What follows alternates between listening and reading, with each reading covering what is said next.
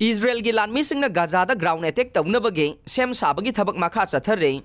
Israel Defense Forces IDF na Gaza Strip da ground attack tawnabagi damak sem sabagi thabak chathare. Haukiba numit kharani sida approve tawkiba thaurangi matungin na lan songnaba si pakthok chauthoknaba honari haina paugi sourcing na haire. Approve tawraba operational plan singi matungin na lanmising na training tawri haina IDF na haike. Ground attack tawnabagi damak haukiba numit kaya sida Israeli land milising kaya Gaza galona ba paringda order ngaiduna laire. Israeli warplane sing na terrorist singe position sing thugay bayaba thugaiduna mapanggal lawthoklaba matungda ground attack hogani haina thajare. Official sing ni attack asi athuba matamda hawragani haina phongdokhe.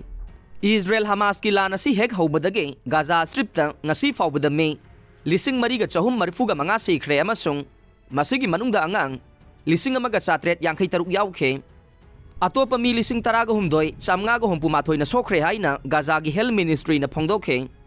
October 3 asi Hamas ki mangtakba hobagi numit oina ningsing nagane Israel.